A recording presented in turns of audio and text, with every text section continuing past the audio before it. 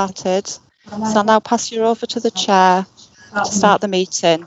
We're just a minute early, so you might want to wait till 5 o'clock. Thank you.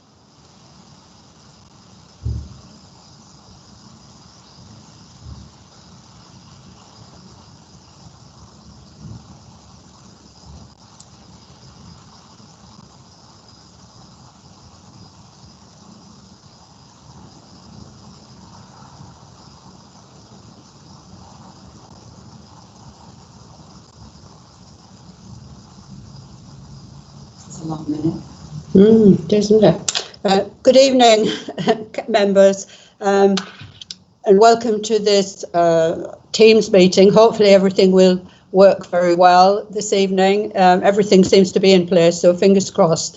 I'll ask Lynn if she will take the roll call, and she'll explain in case anybody has a problem and you know, loses their connection, how we will deal with it. So Lynn, over to you. Right, thank you, Chair. I'll do the roll call first. So if I just go through each name, if you can just take yourself off mute and let me know that you're there. Councillor Clark? Present. Thank you. Councillor Dalston? Present. Thank you. Councillor Johnson? Present. Thank you. Councillor Kia? Present. Thank you. Councillor Marshall? I'm here. Thank you, Councillor. We've got apologies from Councillor Mills. Councillor Nicholson? Yes, I'm here. Great. And Councillor Mrs Scott is obviously here. We have 3 invitees to the meeting as well. So I'll go through those. Councillor Curry? Here. Councillor Harker? Present. Councillor Snedker? Yes, I'm here. Brilliant, thank you. And we also have 2 other members in attendance. Councillor Durham? Present. And Councillor Wallace? I'm here, Lynn. Thank you. And we have officers in attendance. Paul Dwyer-Smith, who's Managing Director. Yes, I'm here, Lynn. Thank you. Luke Swinhoe. Good evening. Thank you. Elizabeth Davison. I'm here too. Thank you. Suzanne Joyner. Yes, I'm here, thank you. And James Stroyan from Yes, Children's I'm here. Services. Thanks. Thank you. And Ian Williams. Yes, I'm here, Lynn. Thank you. If any member loses connection, there is a number on the chat. If you can give that a call, Shirley will answer it and try and reconnect you. If we have a problem, we will pause the meeting until we get you reconnected. I hope that's okay with everybody. I'll pass you back over to the leader to chair the meeting. Thank you. Thank you, Lynn. Item number 2 on the meeting is declarations of interest. Does anybody have any declarations of interest? I can't see anybody with any hands up. To hear item 3, hear relevant representation from members and the general public on items on this agenda. I understand we've got 2 questions from Councillor Wallace on item 7A and item 13. And I think that Councillor Durham wants to speak on item 12. Is that correct? I don't think we've got any more. Lynn, have we? No, that's correct. Right, okay. Take those questions when we come to those items. Item 4, to approve the minutes of the meeting of the Cabinet held on Tuesday the 14th of July. Can I have somebody to move that we approve those meetings? So moved. And seconded, please. Yes, thank you, Councillor Keir. I can see your hand up. Thank you very much. Matters referred to Cabinet. There are no matters referred back for consideration at this meeting.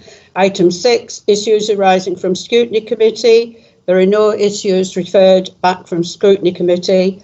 So we go to item 7, key decisions, and this is the Borough of Darlington local plan. If I could ask Councillor Marshall to introduce the item. Thanks, Chair. This item is to seek members' approval for the revised timetable for producing the new local plan, which requires the revision of the local development scheme previously approved by Cabinet and Council. And I would recommend that it is recommended that Cabinet agree the attached local development scheme 2020 to 2023 for the reasons shown in para 8. Thank you. Councillor Wallace, I understand that you have a question on this item. Would you like to put your question to Councillor Marshall?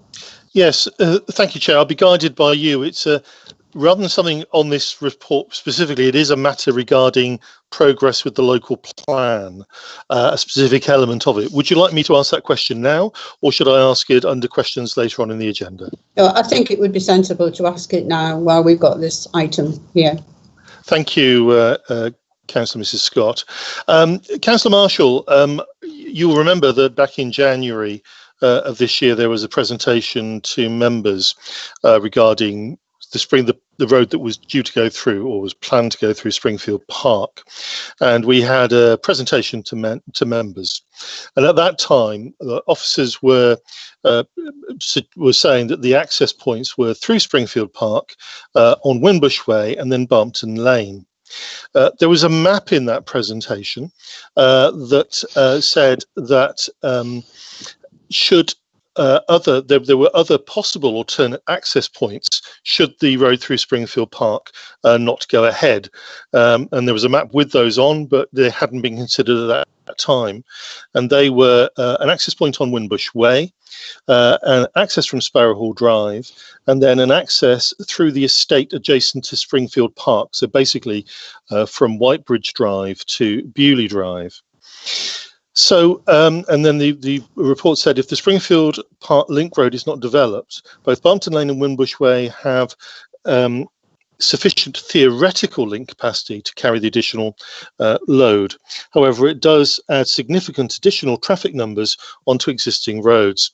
Now, what I would like to ask is whether any further work has been done on capacity from the Skirningham estate onto the areas around Winfield Road, and specifically is the idea of taking a road or roads through the Winfield Park estate still on the table or not on the table? Thank you, Chair. Could you just bear with me, Nick, until I write this down? Of course.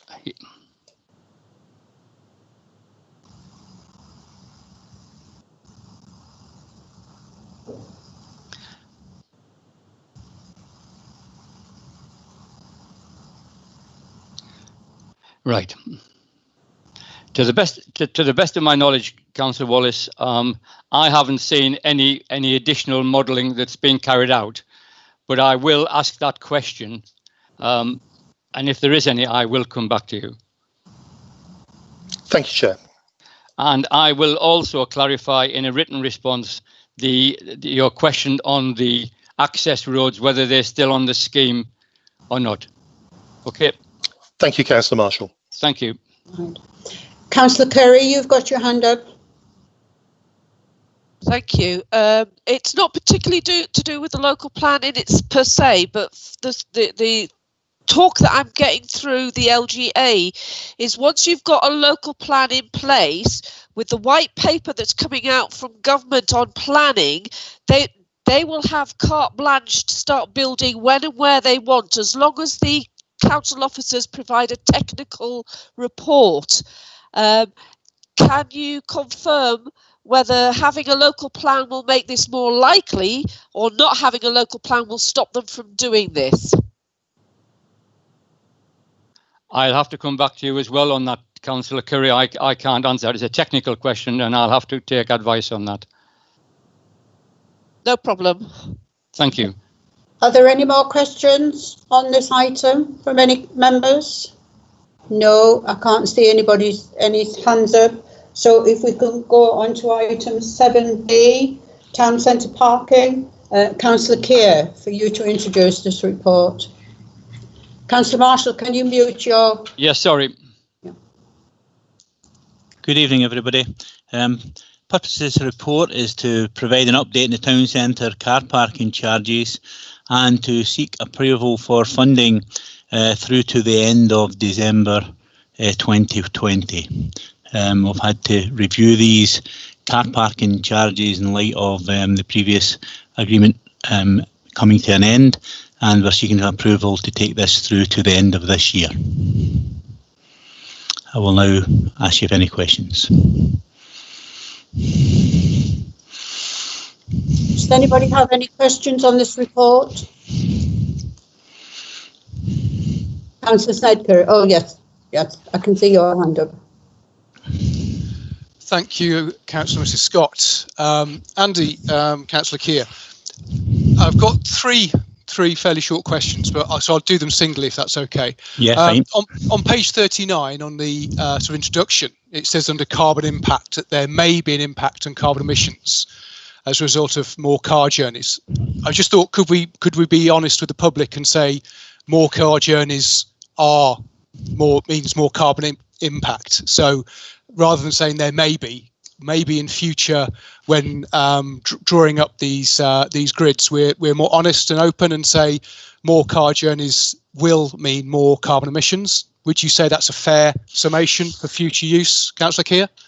I would say it's a possibility, but if you've got electric cars, Councillor Snedker, then obviously that would fall away. So I think we'll have a look at that, and we could do that. But obviously, the fact that more cars are coming in now, before we have any electric cars, we can have a look at that. I think the general point you make is make that clearer. I think that's something we probably could do in the future, but certainly, yeah, okay, we can have a look at that.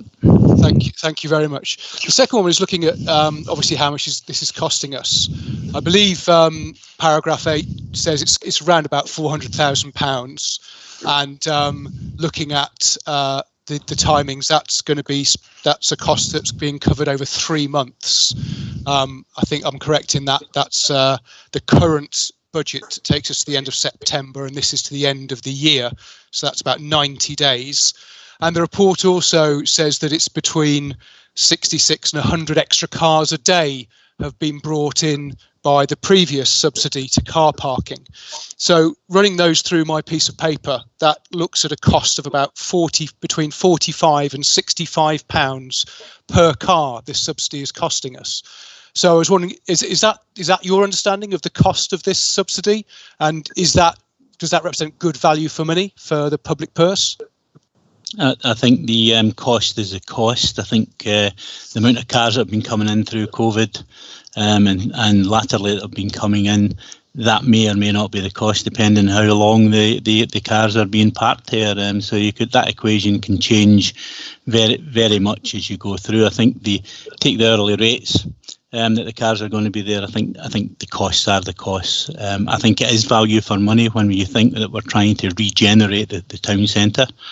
I think the town centre is the key thing that we need to re-energise going forward, and as we come out of COVID, and we want to make that the position of the town centre such that people can get there, and until such times as local transport and any other transport means are up, then I think people will tend to come with car, and I think we've got to accommodate that. The 2 hours, I think, is a fair time for people to come in, do their shopping, get a turnaround of people and get them moving on. So, and all of the considerations, as I say, the cost is the cost.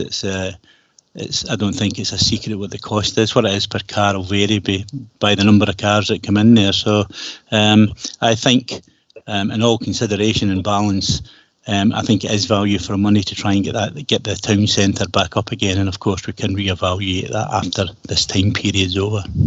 Okay, yeah, that's. Thank you for that answer. I was taking the figures based on the previous period where we ran subsidised parking, and it did work out at about between 45 and 65 pounds per car.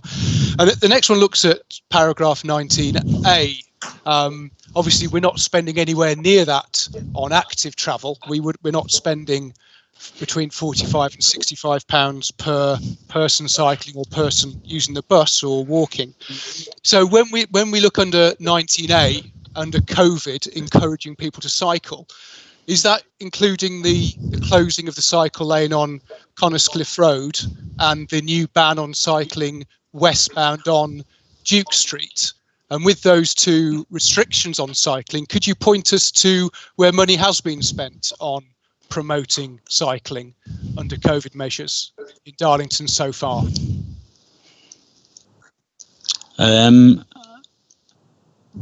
The cycling, I think there has been nothing to change the roads. All of the energy that we've been using in the last 3 months of COVID have to make pedestrian access and town centre access safe. I think as you go down through Houndgate, there is some partitioning there that where the road was changed to allow cyclists and cars to go down there.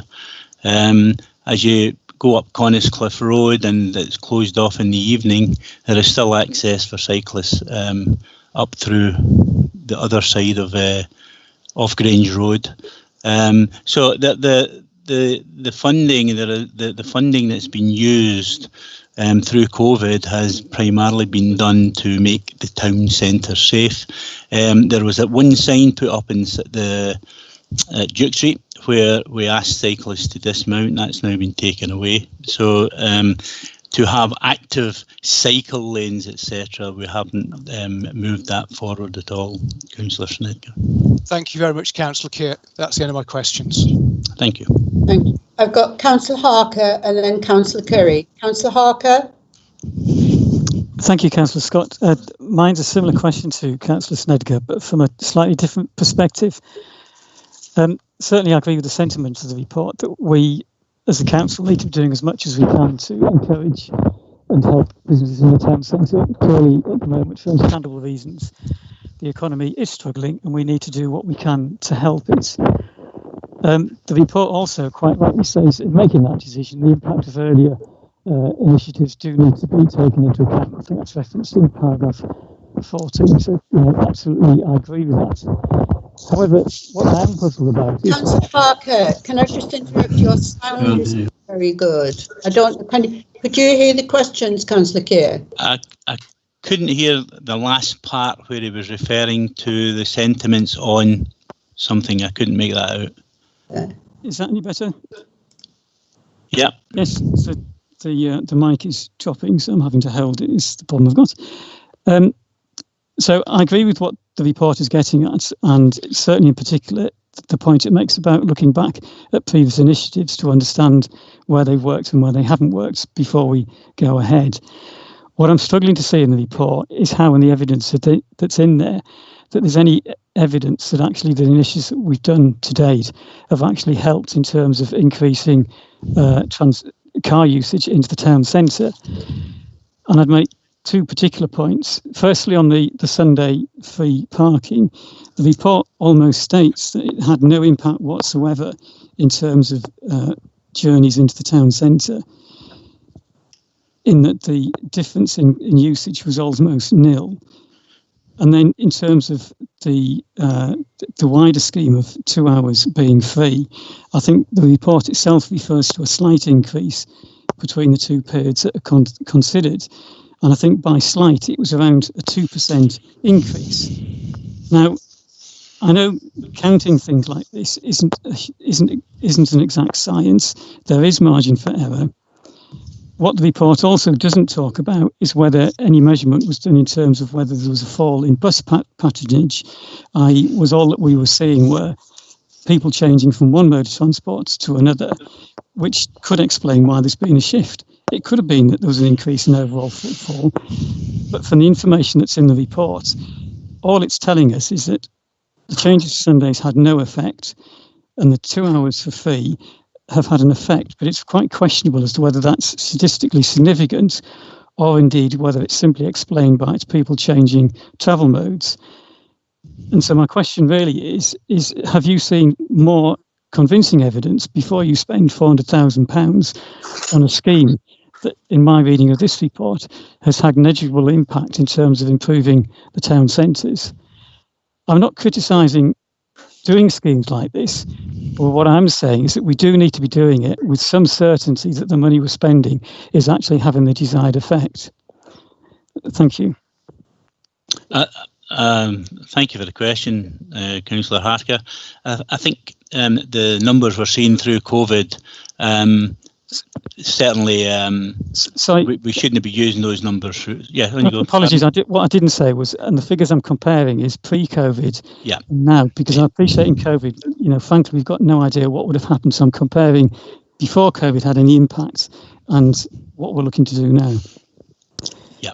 Well, I think because we haven't implemented this yet, Councillor Harker, then it's very difficult to do any comparisons as to where we're going. I think the numbers we're looking at, when you look at bringing people into the town centre in respect to when public transport is very limited, the need to allow people to use their cars and feel safe to come in using their cars into the town centre.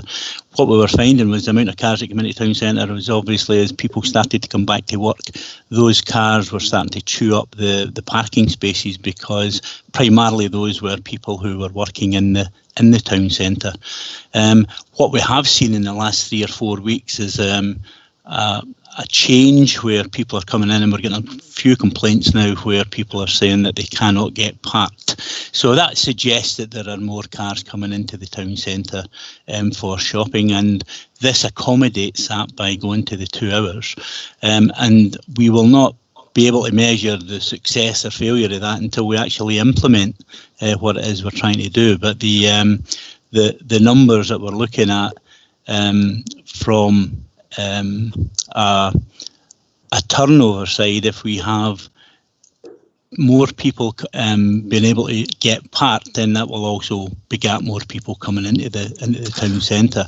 And I think the numbers that we're looking at in respect to cost, we understand that those are maximum costs, and it may well be if there were less people coming into the town centre, those costs would be reduced as well. So it'd be the difference between the actual people coming in and what was there previous. Now, I don't know if that's up to the same levels, but to encourage people to come into the town centre, to be able to get car parking to go about, do their business, and attract people to come into the town centre. This scheme was viewed and considered as being the best scheme to accommodate that, and I think the value, as I said to Councillor Snedker, I think there is value in this scheme to try and get those people to come into the town. I think the proof of the pudding will be when we see the footfall, etc., through between now and Christmas. What we don't want to do is dent that. People can go other places, they can go to other shopping areas, and we want to try and attract them into our town. So we think the offer is fair, we think it's manageable, and we think it's value for money in respect to what it gives us and the overall effect on the town centre.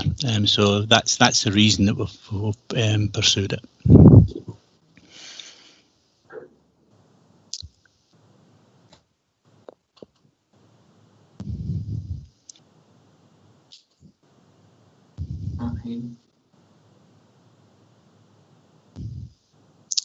You're either on mute, muted, Heather, or we can't hear you.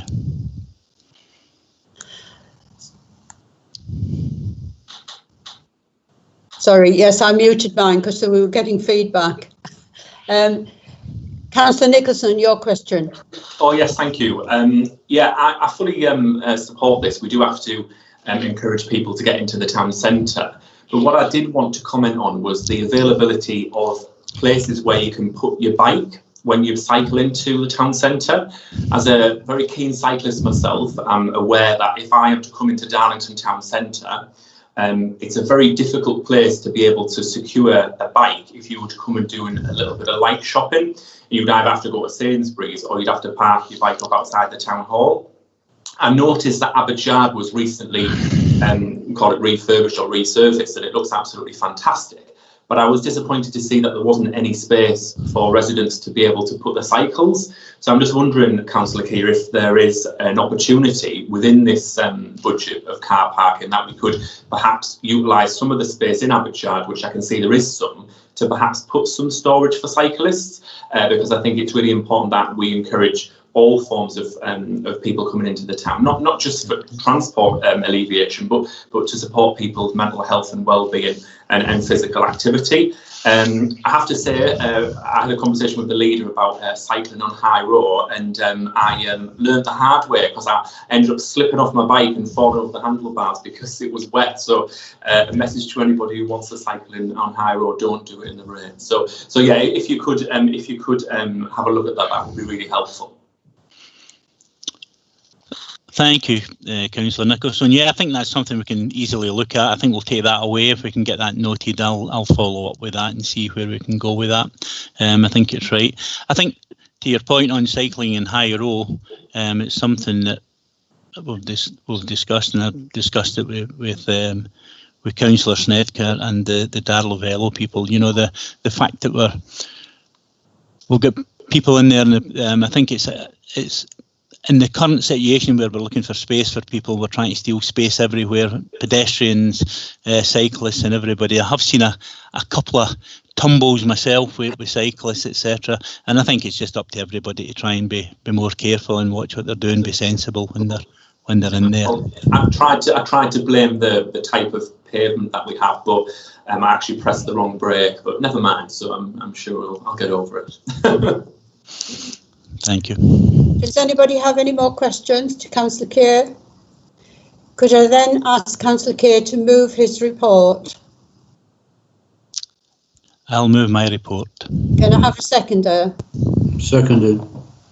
And just as I forgot to ask that for item 7A, so Councillor Marshall, can you move your report on 7A?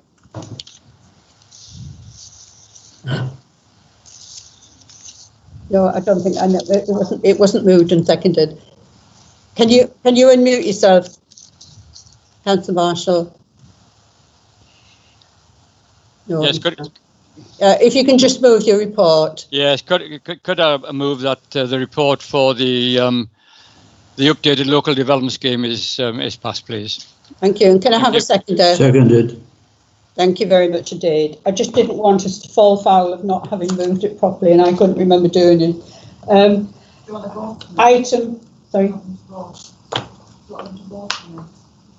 It's all those in favour of the reports, of both of the reports. Can you just put your hands up? Yes. I haven't got anybody who has said they're not in favour. Okay, thank you. Item number 8, the redevelopment of the indoor market. Councillor Marshall to introduce his report. The purpose of this report is to gain Cabinet approval for the release of funds for the delivery of the temperate garden as a part of the redevelopment of Darlington Victoria Market. And I'd just like to draw attention to para 7. This is an important element of the overall development, which will be the installation of the temperate garden on the eastern facing elevation of the building adjacent to the market square. It is an exciting development, and it does include the construction of this new temperate garden. However, following structural engineering reports, the design has had to be revamped because of structural issues with the existing cast iron columns supporting the canopy, and the redesigned proposal has come out at a higher figure. And after further evaluation, the costs are now £2,050,000, entirely caused because of the structural things. But I think it's such a major element of this, of transforming this fabulous building into the beating heart of the town centre, that I think it is worth doing, and it is funded from the from the Tees Valley Combined Authority through their Indigenous Growth Fund. So I would like to recommend that members agree with the report and support a grant of £2,050,000 to MAM for investment into the Victorian market, and to release money from the TVCA Indigenous Growth Fund for that, and that's for the recommendations supported by this report. So I would move my report, please. Is that seconded? We have somebody to second it. Seconded. Right, thank you. Councillor Curry, you've got a question. Yes.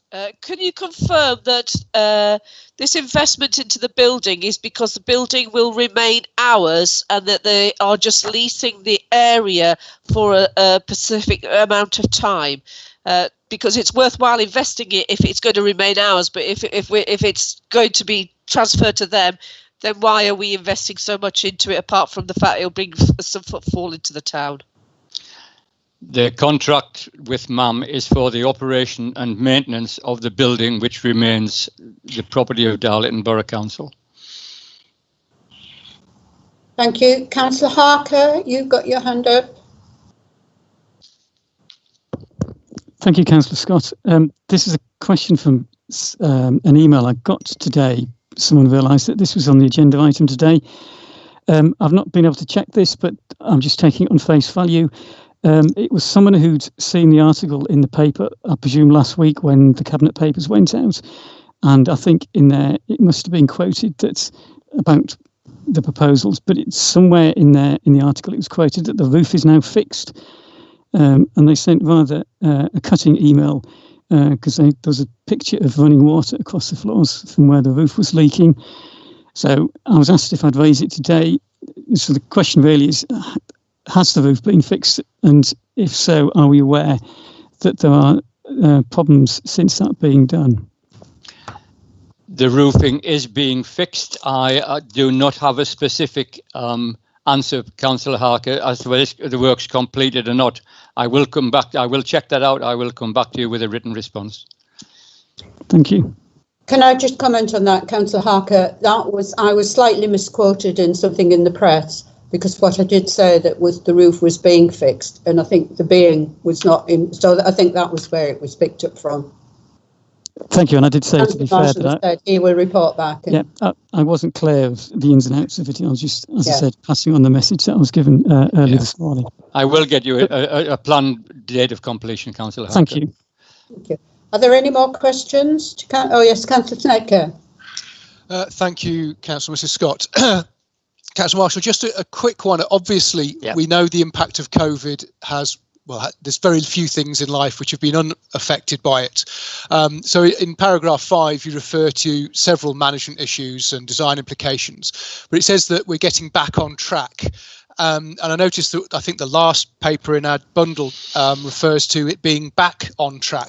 I was wondering if you're able to give us and the public a bit more of an idea of what on track means. Does that mean that the completion date will remain unchanged from its original conception, or does it mean that the time we've lost between February and July won't be made up, but we don't envisage slipping any further back from now? Thanks, Councillor Snecker. I can confirm I do have a programme of works with a timetable. We will be using that to project manage us through and making sure the timetables and key milestone events are met.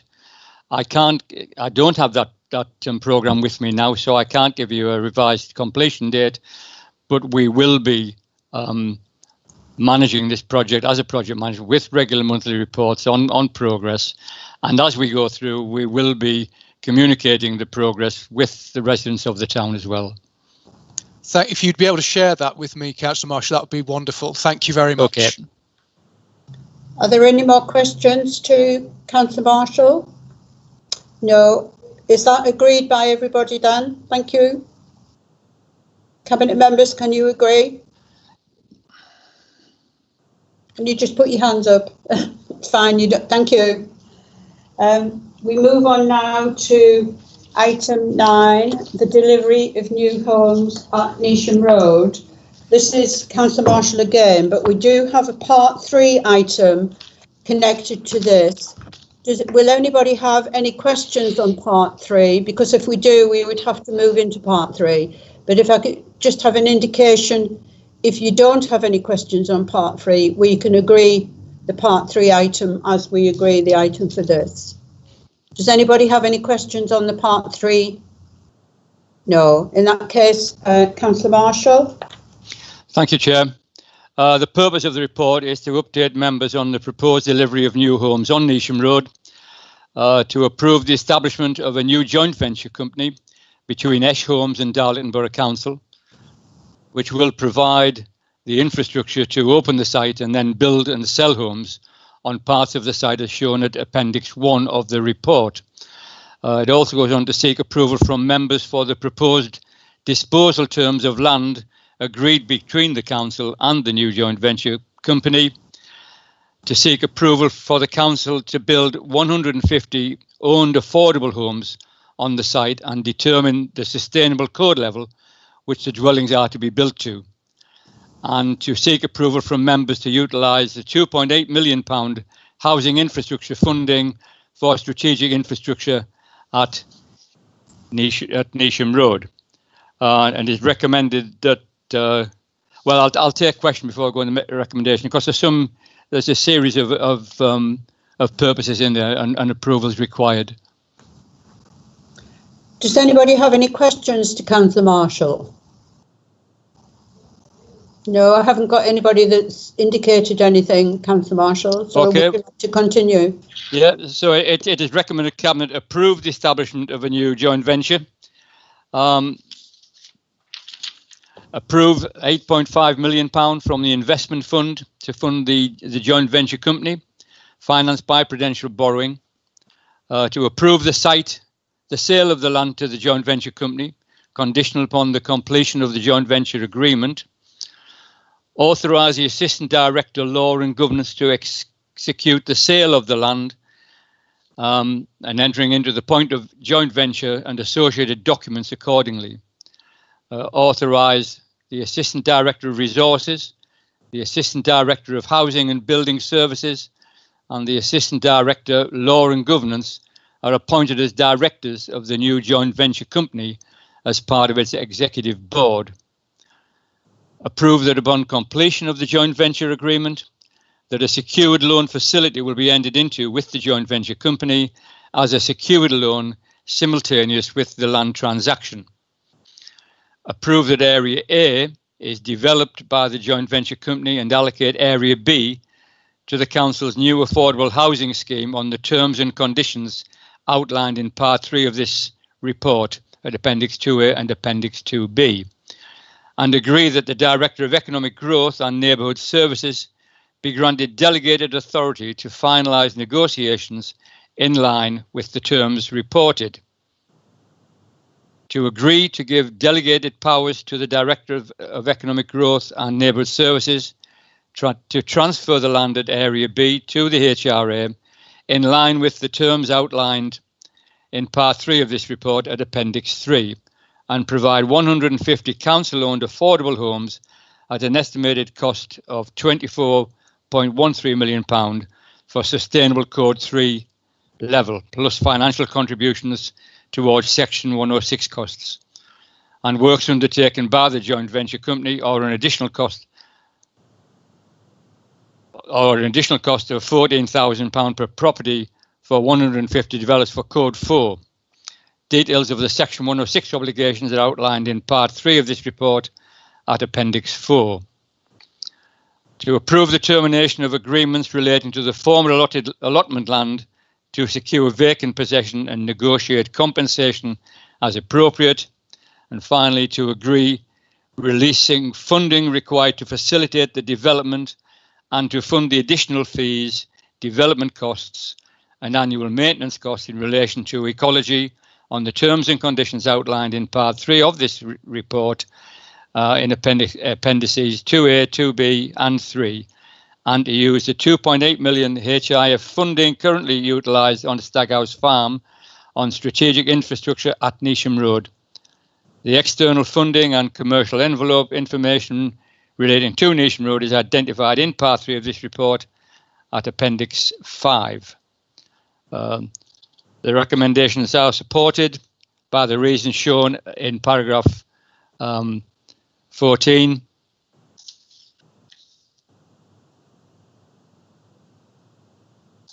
Thank you, Councillor. How are you? Yes, I think that's it. Thank you very much. It is. Indeed. You moved that. Can we have a seconder, please? Can we have somebody to second? Seconded. Thank you very much indeed. Everybody in favour of that report? Thank you. I haven't got. Oh, Councillor Nicholson, you've got your hand up. Oh, just to say you're in favour. Thank you. It's extremely difficult with teams, watching for all the hands. Thank you very much indeed. If we now move on to item 10, the exchange of land at Westow Road and Drinkfield Marsh, and this is Councillor Johnson.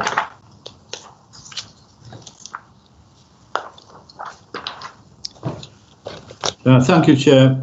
This report outlines an exchange of land between the council and the executors of a second party, which would resolve long-term outstanding disputes, which could have led to court action. The council will exchange 1.14 acres of land in return for 0.3 acres of land owned by the second party. There is a value penalty to the council, however, resolving any possible court action makes the exchange a satisfactory option. There will be a cost of approximately £5,000.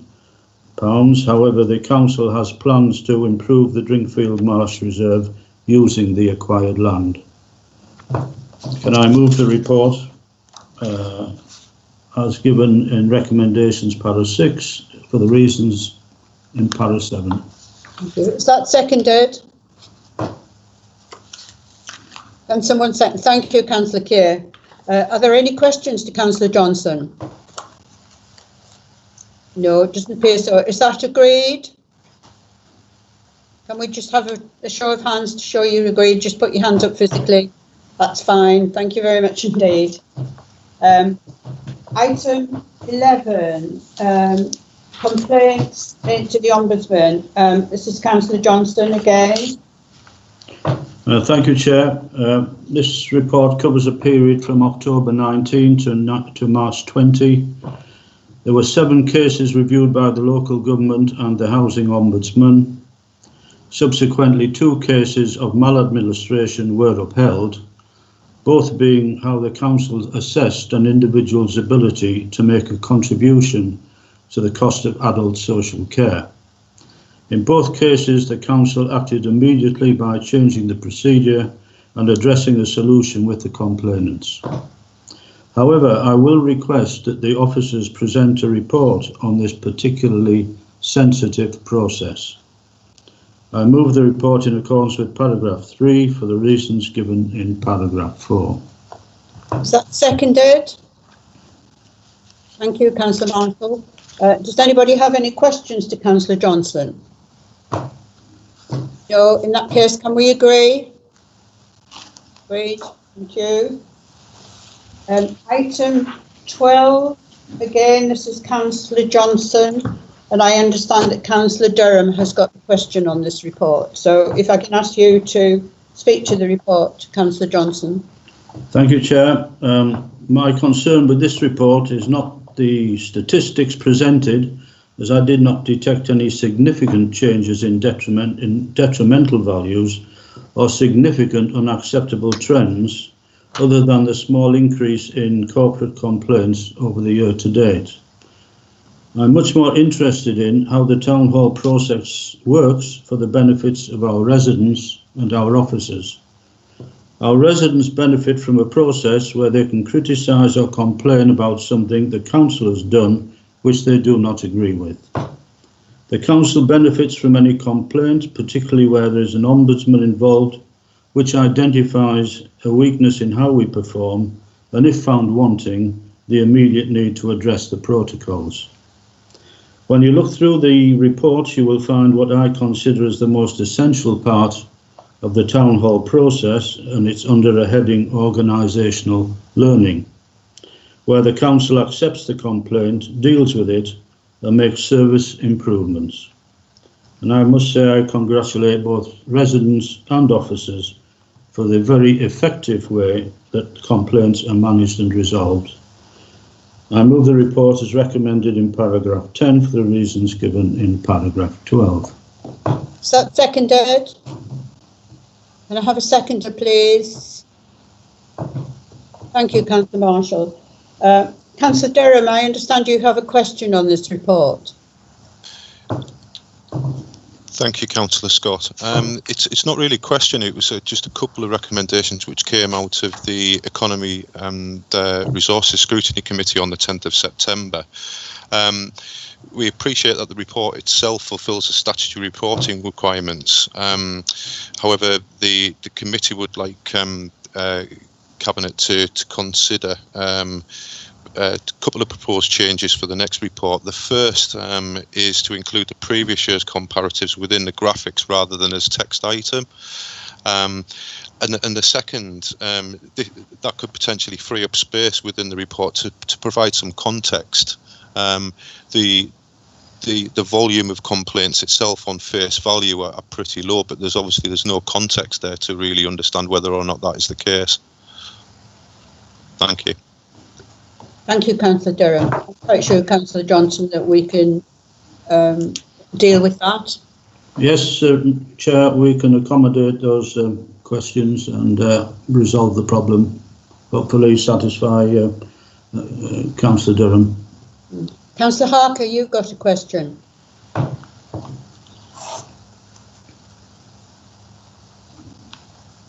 Thank you, Councillor Scott. I would wholly agree with the sentiment of Councillor. Can't hear. No, you've gone on mute, Councillor Harker. Is that okay? Yes, that's better. So Yeah. I'll start again. I agree with Councillor Johnson's sentiment about what's most interesting in this report is where things have gone wrong, what the local authority does to resolve that, to ensure that it doesn't happen in future. And my question is of an instance of that in the report. It's on page 131, falling into the following page, in a section on children's social care and complaints. There's a paragraph or a bullet point, little c, on page 132, and it says, as a result of a complaint for safeguarding Team A, social workers were reminded to ensure they continue to consult with parents when children have been removed from their care, so that they are fully involved in ongoing assessments and involvement by the local authority. And the point I'd make is it's a pretty fundamental parental rights has been contravened in that instance. And there's various articles, Human Rights Act, that indicate what should take place, and in particular, in this instance, what should happen as a consequence of us failing to do that. The Children's Act suggests that when a complaint is upheld, as it appears to have been done so here, is that a complainant can expect a mixture of the following: possibly an apology, possibly a remedy, which might be a financial payment, and possibly an improvement in procedure to whatever had happened that had gone wrong, to make sure it doesn't happen again. Where complaints are upheld, either fully or in part, complainants will receive an apology, and in relation to safeguarding Team A, the complaint was upheld. So can I ask, was an apology given, and if so, why isn't that referred to in the report? Secondly, was a financial payment made as in remedy for this? And if it were, should that not have been included in the report? And finally, the report does indicate that social workers were reminded that they should continue to consult with parents when children have been removed from their care, which would suggest the third part of those possible remedies has been followed. The local government ombudsman says in their focus report, "Are we getting the best from children care complaints?" states that local authorities should publish information on children's service complaints which are easily accessible and includes all outcomes. So my questions really are, and I expect I may need a written answer on this because it's quite detailed, is in this instance, was an apology given, and were a financial payment made in remedy for the situation? Thank you, Councillor Harker. You are quite correct. It's extremely detailed questioning. I would need to go back to the officers and get a written reply to you, but I agree with the concern.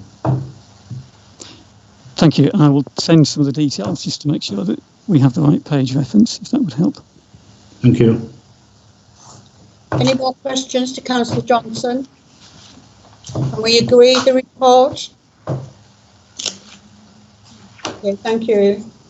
Item 13, proposed write-offs of recoverable debts. That's a difficult word to say, isn't it? late in the afternoon. If you would like to speak to the report, Councillor Johnson, and Councillor Wallace has a question on this report. Thank you, Chair. This report covers debts associated with housing rent, housing benefits, non-domestic rates, council tax and other sundry debtors where the value is over £500. The current level of irrecoverable debt, defined as when all recovery options are exhausted, are as follows: housing rent 607,190, housing benefits 163,523, non-domestic rates 1,292,456, other debts 32,314, in excess of £2 million. The detailed reasons for not being able to recover these debts is presented in the tables included in the appropriate portfolio reports. However, some reasons, such as deceased, clearly the council must accept. Recent further research has not shown in this report that there are some worrying trends when looking at the write-offs over time. I will meet with officers and invite Councillor Durham, Chair of Resources Scrutiny, to attend so that we can discuss the future process of dealing with debt. Thank you, Chair. Can you move your report, Councillor Johnson? Oh, sorry. I move the report in accordance with the recommendations para 6 for the reasons in para 7. Is that seconded? We have a second. Thanks, Councillor Marshall. Councillor Wallace, you have a question. Yes, thank you, Councillor Mrs. Scott. And it was on that last point that Councillor Johnson touched on. I wanted to ask him some questions. I had a look historically at the last 3 years of irrecoverable debt write-off. In 2017-2018, it was £1.4 million. In 2018-2019, it was £1.5 million, an increase of around 6.1%. This year, as Councillor Johnson has said, the write-off is just under £2.1 million. That's an additional £582,000 that's being written off. That's an increase, I think, of 38% on last year and the year before. And looking a bit more closely at the figures, it would appear it's the housing tenant arrears that are really affecting the figures. In 2018-2019, we wrote off £77,315. That forms around about 0.3% of the total housing revenue budget. This year, it's £607,000, 190 pounds rather, which is a 2.28% of the total budget. And just one more figure, Chair. Looking again a bit more closely, under the heading specifically cases referred for debt recovery and or legal action but not financially viable to proceed, well, we've written off that. In 2018-2019, that was £19,972. This year, the figure is £471,623%. And my dodgy math says that's an increase of £2,261. I'm a bit curious, firstly, as to why there's nothing in the report about these figures. I may have them wrong. Councillor Johnson may correct me. But if he could update us on what is going on with these enormous increases in irrecoverable debt. Yeah, thank you, Chair. Councillor Wallace, I think you're reading the same as I'm reading into the report, or not reading into the report, and hence the reason for the meeting with officers, with myself and Councillor Durham. We have seen these changes over time which have not been reported. We have to investigate them, and we will be bringing a report back to Cabinet. Chair, can I just come back? I mean, does given we've Councillor Scott, if I may, given these figures, these increases were before COVID, broadly, I mean, to the end of March. Does Councillor Johnson have any idea what's going on with irrecoverable debts since then, i.e. in the 6 months since then? Is this being looked at urgently, and when will the scrutiny committee, which I'm not a member of, but when will scrutiny be able to understand what's going on? Because the figures look fairly stable, 2016, 17, 17, 18, 18, 19, and then this last year, it just seems to have gone through the roof. Councillor Johnson? Yeah, I accept Councillor Wallace's interpretation of the report. Again, I just repeat, I've been concerned about the content of the report, and therefore asking for a meeting with officers to understand whether we have to change the way we deal with these particular problems. Thank you. But I can't add any more detail to the figures. Councillor Wallace is generally correct in what he's saying. Yeah. Councillor Nicholson, you got a question. Oh yes, thank you.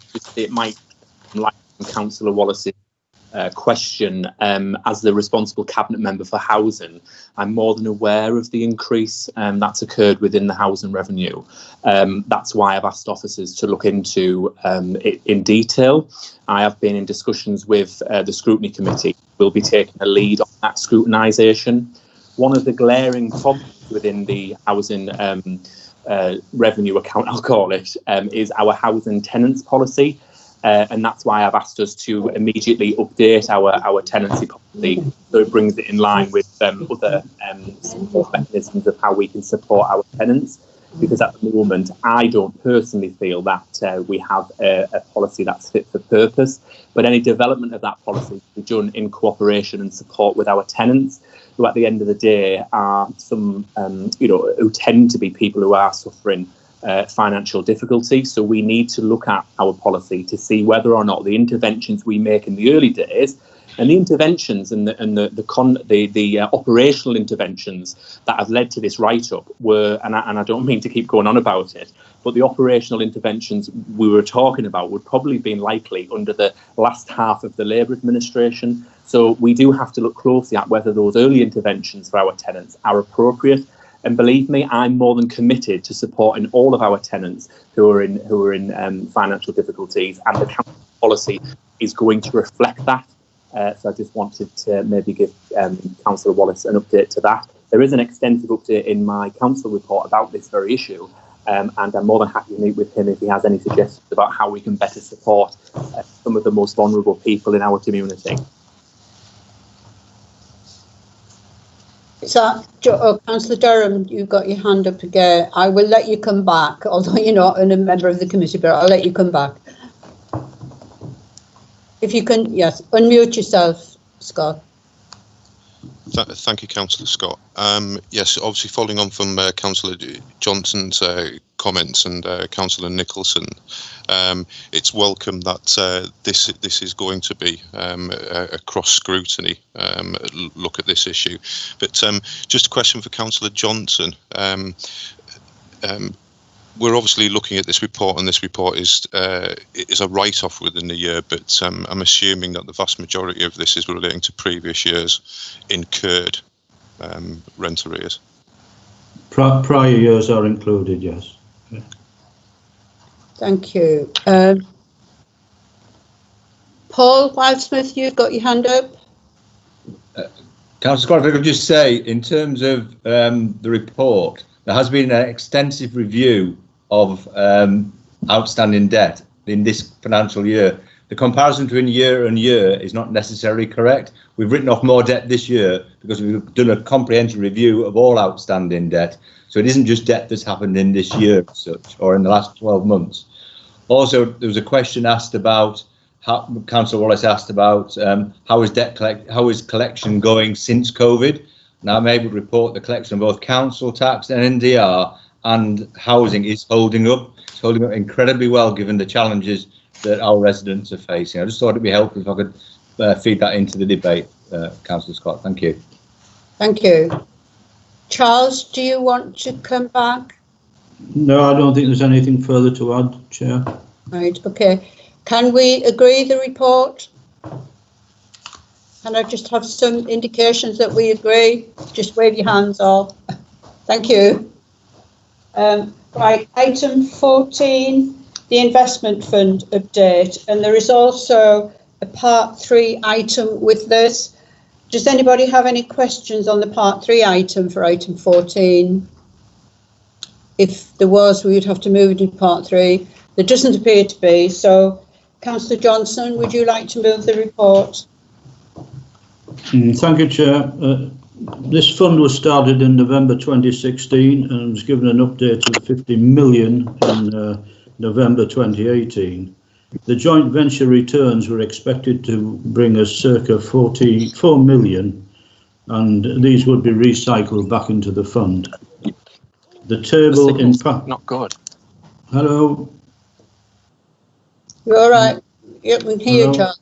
Yeah. Okay. The table in paragraph 10 lists all the JVs with the 8 active, 1 completed in Eastbourne and 1 withdrawn, which was the Sports Village. COVID-19 has had an impact and extended timescales on some sites. However, all sites are now up and running. And I move the report in accordance with the recommendations in para 6 for the reasons given in paragraph 7. Thank you. Is that seconded? Can I have a seconder, please? I'll take that. Thank you. Thank you, Andy. Does anybody have any questions to Councillor Johnson? No, I can't see any hands up. Thank you. Item 15, membership changes. Does anybody have any membership changes? No, it doesn't appear so. We have no supplementary items. Item 17 is questions. Are there any general questions? Councillor Perry. Yes, it's to do with something I've heard from the LGA today. I believe we received some cash for furloughing staff from the government. And from what I'm hearing through the LGA is that will be taken off our final settlement. Is the council aware of that, and are we making any contingencies for that if that does happen? I think Elizabeth, are you aware of this? Yes, Councillor Scott, thank you. We are aware of it. I think what you might be referring to is it will be taken off the income recompense scheme at the end, so they won't be double funding us, which is quite right. But yes, we are aware of it and we've taken account of it. Thank you. Thank you, Elizabeth. If there are no other questions, can I thank you all for your attendance, and thank you for the staff who have been dealing with this, and everything worked beautifully. Well done, Lynn. All good for the preparation. So thank you very much indeed, everybody. Thank you for your attendance. Thank you very much. Okay, bye. Thank you. Thank you. Bye. Bye, everyone.